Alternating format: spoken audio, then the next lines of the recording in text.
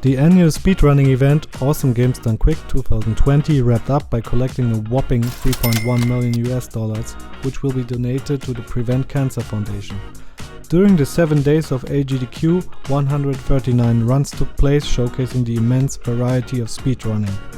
Here you have 20 of the top runs, which you should definitely rewatch. They are mostly my own picks, but I also skimmed through Twitter and Reddit to get some representation from the community. You can find links to these runs in the description of the video. At the end there will also be some honorable mentions which did not make the cut. So let's start with number 1. What Sinister 1 and Zalal 1 deliver in their Mike Tyson's Punch-Out run must be seen to be believed. Both runners share a single controller and play through the already pretty difficult game while being blindfolded.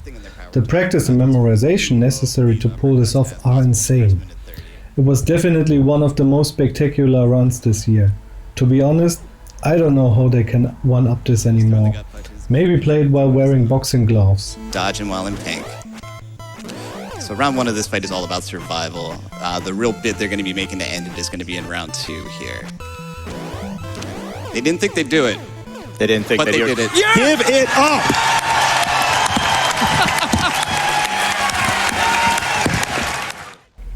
This Ocarina of Time run offered incredibly complex glitch setups, like the recently discovered one that lets you put any item in your inventory. ZFG's super precise execution, paired with amazing couch commentary, makes this a must-watch. The no source requirement category allows the runners to acquire items through any means, and not only their intended ones. In regular 100% runs you can't use a lot of glitches seen in this run.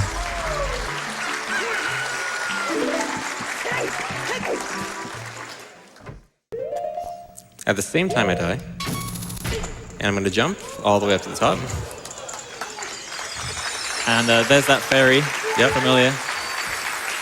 And I think that was Some of the most infamous level makers created 8 complex but still race-friendly Mario Maker 2 levels, just for this event. 2 teams of 4 runners each switched places once a life was lost. The runners played these levels for the first time and everyone did an incredible job on learning on the mistakes of their predecessors. The race was super close at the end and contained a lot of tense moments. Even during a rewatch, it will keep you glued to your seat. Again. Yeah, but he loses his flower. He gets mad. He gets real mad. So impressive. Both teams making a lot of progress right now. Toadette getting really close to getting caught there. Beautiful snipe. Oh my gosh. The sync up right now is incredible. These players have never, remember, they have never seen this before. Oh, and a first try on both sides. Wow. I would expect nothing less from such talented players over here. That was absolutely incredible. First shot completely synced up. And now there's 2! Oh my god. I hope I don't butcher this name. Mushihime-sama Futari is a relatively obscure but well-made bullet hell shooter. The runner had to play it on the highest difficulty, Ultra, which meant that 50% of the time the whole screen was covered in missiles, rockets and other stuff. The most impressive thing about this run was the insane level of precision shown by runner Gusto. Just pulling back. Enemy also wants you dead. Oof.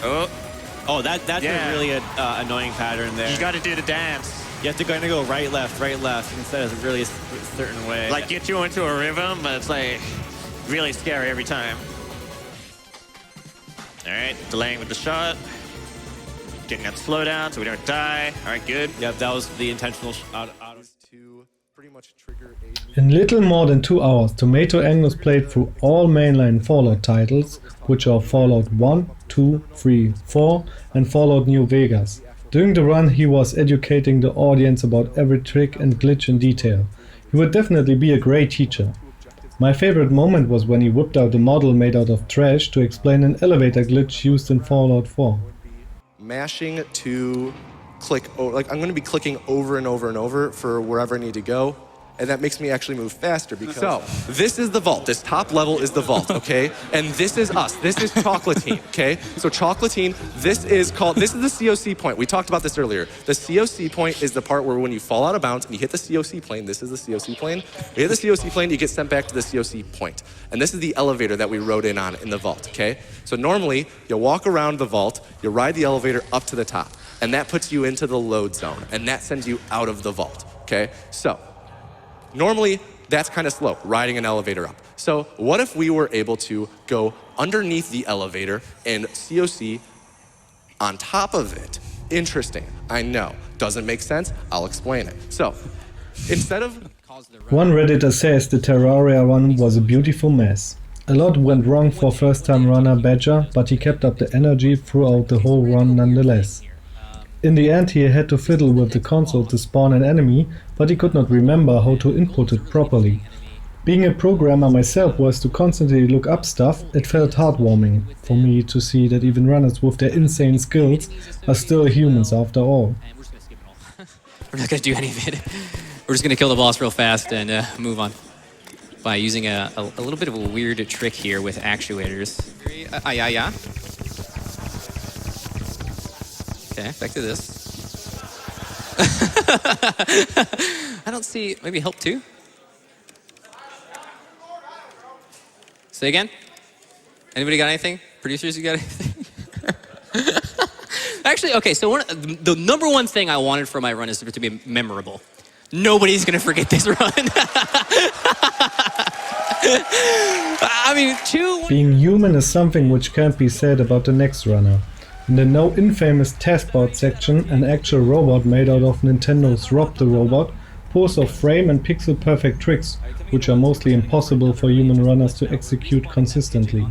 He ran through Super Mario Bros. 2 and 3, as well as Pokemon Blue.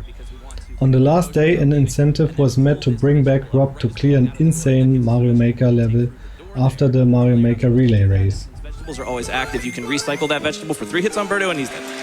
Yeah, that's as swaggy. So the nice little backward swag strat here coming out. And yeah, the fastest way to move in the game is sliding speed. So you'll notice when we go through the stage here that we... The one mind mod to Super Mario World is one of the craziest things I've seen in speedrunning. 2 players play the game with 1 controller each, and the actual control of the Mario character is switched every 8 seconds between them in regular mode. There was an incentive for hard mode, which makes the control switch every 30 frames, which was met, of course, which made the whole thing even nastier. The co-op gameplay and banter between the runners was a lot of fun. Don't want to talk about it. I didn't get that clean entrance, it didn't feel good. So as you can tell, many of the difficulties in this run come from just the 2 runners having different strats. They practice ahead of time, but as you can see, it's sort of hard to keep up with the half-second switch. We didn't practice that much ahead of time. We did not. You're not supposed to admit that. I'm openly admitting it right now. Man, I was covering for you. Fist jump for the fans. For the fans. Y'all going for a bonus Good number, game? by the way. That's a good number. The Awful Games blog shows that every Jack has his Jill, meaning that even objectively bad games can find a religious following when combined with speedrunning. I don't really get what alludes people to play games like Wild Anime Sports or Normy's BeachBabe-O-Rama, but hey, to each their own. The Awful Block is a staple in GDQs, and not watching this would be a crime. Pay attention to the height of all of the animals in this.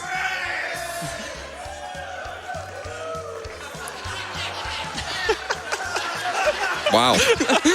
Pole vaulting. This is pole vault. Oh, that's close. You can clip through the level right there and fall in the water, which I clipped through the level, but I didn't die, so that's good. And so now we're in England in 1447 AD now to rescue a person here from a witch who captured the princess. The runner Andy showed an ungodly amount of patience during his Zelda A Link to the Past randomizer run. On top of that, it was also using crowd control, which means by spending Twitch bits the audience could control certain aspects of the run. For example, they could add ice physics, flip the D-pad buttons or both, activate one-hit kill mode, make it rain cuckoos and other stuff, or outright kill the player. So poor Andy had everyone against him, while also having to endure Patty's banter on the couch. Yet he managed to finish the game in little more than 3.5 hours. The novelty of the crowd control feature wore off after a while because the effects were always similar. The developers of crowd control being present took note, so I'm looking forward for more of these runs at SGDQ. Yeah, they're gone. Wow. Good thing you got them.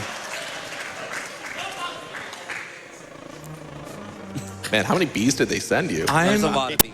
Look at those things. Oh, yeah, I went for it. I went for it. Frosted played Guitar Hero's aptly named clone, Clone Hero, and shows in an impressive 47-minute long showcase by going through 60 Guitar Hero controllers can turn you into a god of rhythm games. My highlight was the couch singing the chorus of Through the Fire and Flames, but being too ashamed of themselves to do it properly, so it ends up really cringeworthy.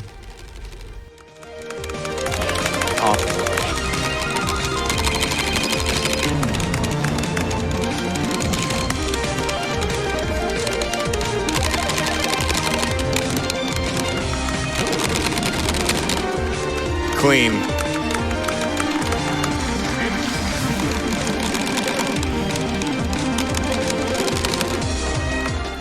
Final Fantasy VIII was the longest run of AGDQ, clocking in at about 9 hours.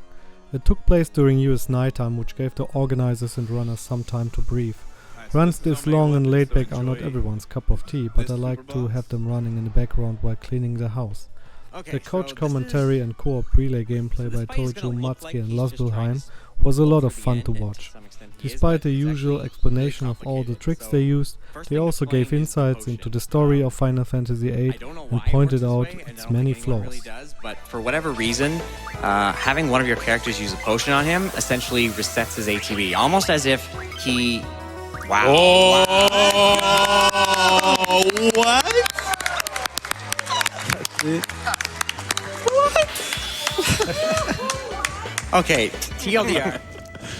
All right, so Zelda introduces the greatest mode of transportation in any Final Fantasy, and it immediately gets complicated and never comes back again. They load it in the back of the Cybertruck, and it's just... The Lemonheads steal it, and we never get it back. It's a shame. This is such a missed opportunity. Yeah. After last year's Glitch Fest, it was a Dark Souls run that took place most of the time out of bounds. I found a SEKIRO run to find a nice middle ground between air swimming and kicking the butts of the plethora of nail-biting tough bosses SEKIRO offers. Nice. Awesome.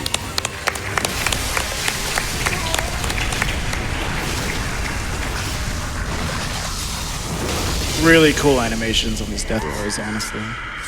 Get that out of here. I like to imagine it's a centipede screaming there.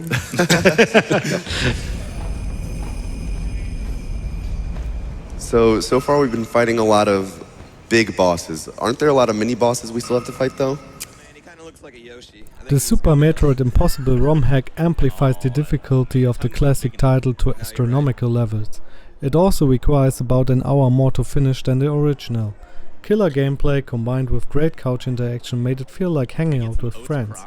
Also during the run, the magical $3 million milestone was passed. You know, we wanted to print off a bunch of Crocomires, but we should have. It didn't work. We couldn't get it to work. Yeah, printers are hard. Very nice. That's ancient technology. That ancient technology of a printer. The most gruesome death scene here. Yeah, come on.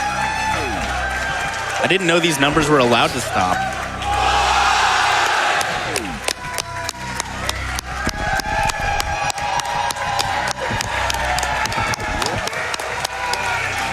Oh, this is pretty cool to be a part of. Yeah, this is really cool. Yeah, dope.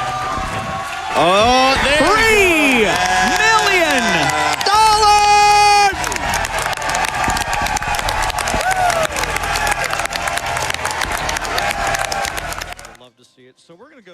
Another long and relaxed run, clocking in at about 4 hours, was Grand Theft Auto San Andreas. A sleep-deprived runner and sharp-tongued commentator amounted to a hilarious chemistry that provided a lot of laughter. James Woods is in this game as well. Did you just say who? I don't know. Zoomers, man. Samuel L. Jackson, though. I know that guy. Oh, of course. You don't have to worry about any of those fancy angles or anything. So, this, I'm very excited. Will he pull it off? I cannot believe you. There we go. You are a monster. I'm so good. Aim at Evil is an indie shooter that draws heavily from 90s first-person shooters such as Doom, Hexen and Unreal. During this run they had the game developers on the phone who were in awe while watching their game get completely destroyed by psychosis in ways they did not know were possible. By the way, this is probably the best episode in the game. I agree. Oh yeah. This one's super Very pretty. It looks made this? really good with RTX on. Alright. Yep. So we're gonna get that 200 HP. Working as intended. So he's gonna go for something. Yeah, I saw someone do this on Twitter once, and I was like, "Bruh, me and Leon spent so much time designing this tower."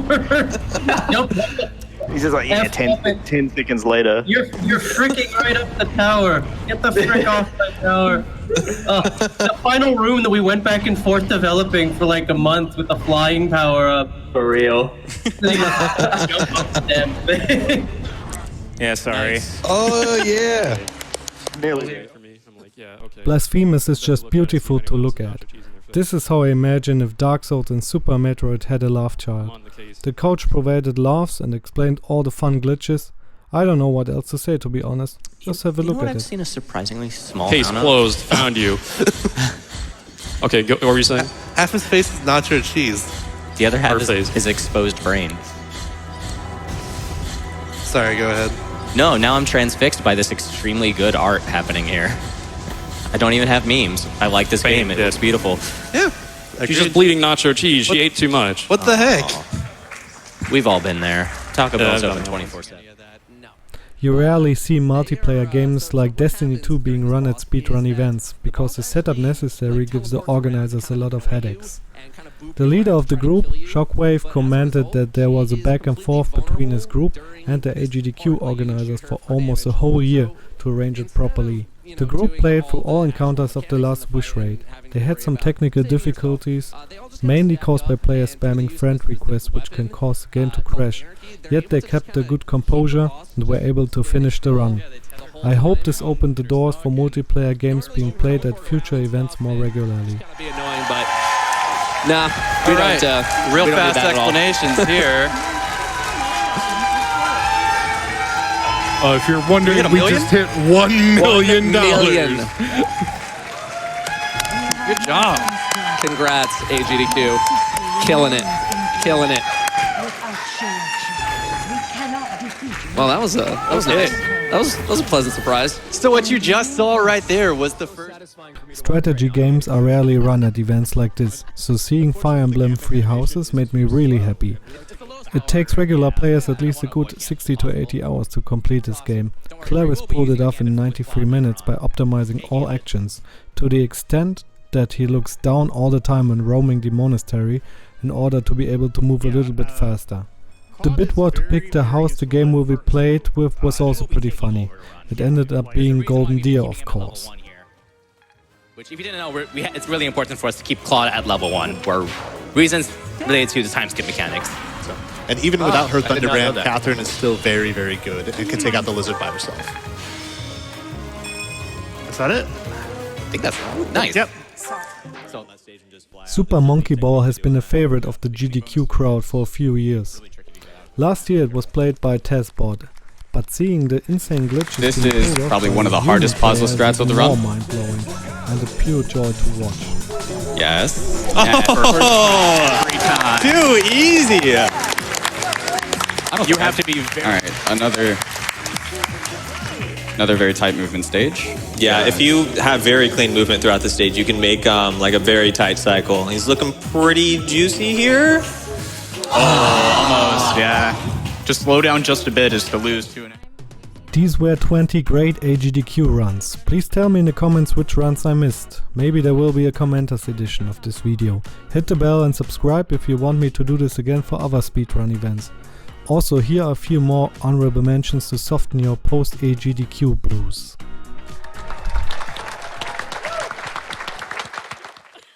The last bonus run of the week was TGH running the remake of the Game Boy classic Link's Awakening. TGH ran the German version because some loading screens in it are faster than the other versions. Multiple donations encouraged the runner to read German books in the game's library. The results were just hilarious. Oh my god. Thank you guys Wonderful. Read Blood which one? Top left. Top left, alright. Wie man ein Item aus dem Menü wählt das Book lesson? Ja. Ja. Druck plus das Inventar zu öffnen, weil dann das Item aus Anleg S auf X oder Y. Man kann auch mit anderen Dingen auf dem Schwert kämpfen. Probier es aus. Classic games such as Mario or Sonic are always among the most popular runs of GDQ. This time there was a whole block dedicated to Sonic Colors, Sonic CD, Sonic 3 and Knuckles and Sonic 06. The runs were a lot of fun to watch, but the Robotnik dressed guy in the crowd definitely took the cake. This community is awesome. Thanks to the runners for blowing my mind with these Sonic games I love so well. Accelerate at high velocity, generously progress at an appropriate speed relative to the situation, and run!